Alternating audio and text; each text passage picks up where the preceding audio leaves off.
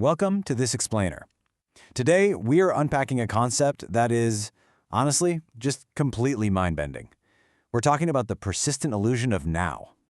So I want you to think about this. What if reality is strictly made up of the past and the future? Does the present actually physically exist?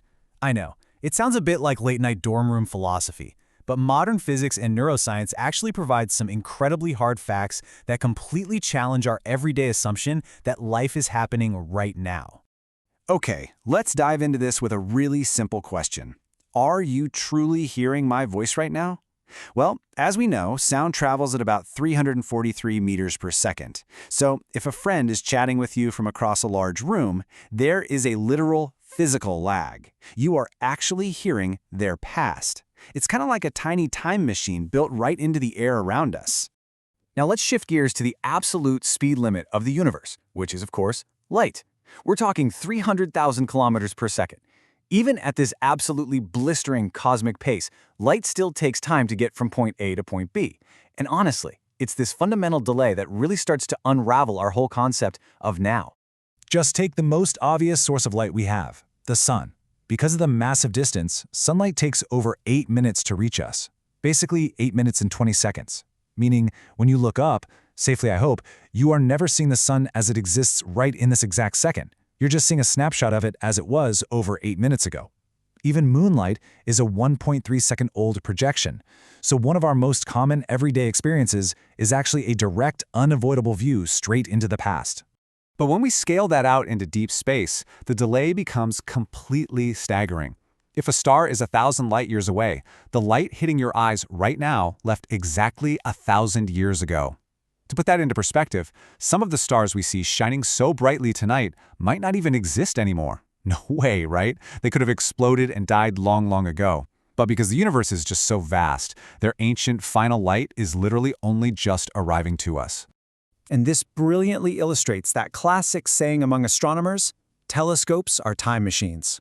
Not because they let us physically jump into a time machine and travel to the past, but because they literally allow us to observe the universe exactly as it existed deep in history. We can never, ever see the cosmos as it is today. We only ever get a historical record. So, okay, space is massive, and light takes time.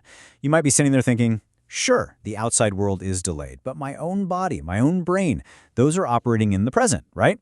Well, actually, not quite. Neuroscience suggests our conscious perception inherently lags behind reality by about 80 to 300 milliseconds. That might sound like a tiny, insignificant fraction of a second, but it means your conscious awareness is permanently, inescapably, a beat behind actual events. Just think about the sheer biological heavy lifting required to experience the world around you. First, your eyes capture the light. But then, that data has to be physically ferried as electrical signals along your nerves, dumped into your brain, and fully processed before you actually, wake up and realize it happened. By the time that meat machinery finishes its job, the event is already history. Your entire conscious experience is basically a delayed recording. Crazy, right? Now, what's really interesting about this next part is how it changes our core understanding of time itself. For a really long time, we assumed there was this universal cosmic clock ticking away at the exact same rate for everyone, everywhere. But back in 1905, Albert Einstein completely dismantled that idea. Time, it turns out, is incredibly flexible. It depends entirely on your speed and the gravity you're experiencing.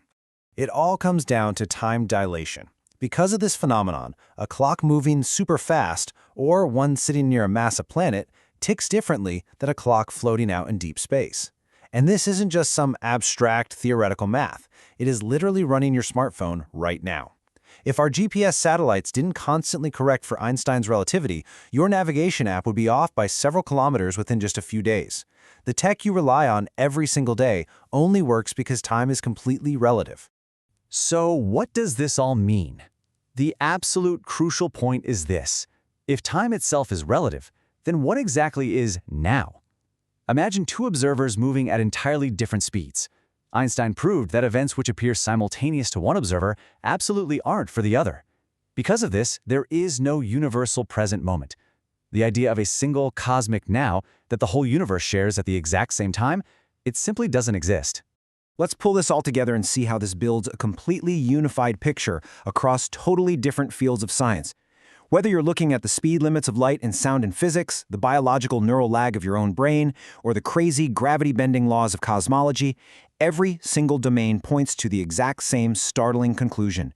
We only ever interact with information from the past. Now, I should clarify, science doesn't completely deny that a present exists, but it fundamentally redefines it. Many physicists describe the present as an infinitesimally thin boundary between the past and the future. Think of it like trying to touch a single mathematical point on a line. The point exists as a concept, sure, but it has zero measurable width. The present is exactly like that. The very millisecond you try to isolate, measure, or even fully experience the present, well, it has already slipped away into the past. Which brings us to a final, pretty provocative thought to leave you with. Is the present just a doorway that closes the exact instant it opens? Saying the present doesn't exist might not be a perfectly complete scientific fact, but it is an incredibly powerful perspective that literally forces us to rethink time itself. So the next time you feel the warmth of the sun on your face, gaze up at a starry night, or just listen to a friend's voice, remember this explainer. You are never experiencing reality exactly as it is. You are experiencing the beautiful, lingering echoes of a reality that has already vanished.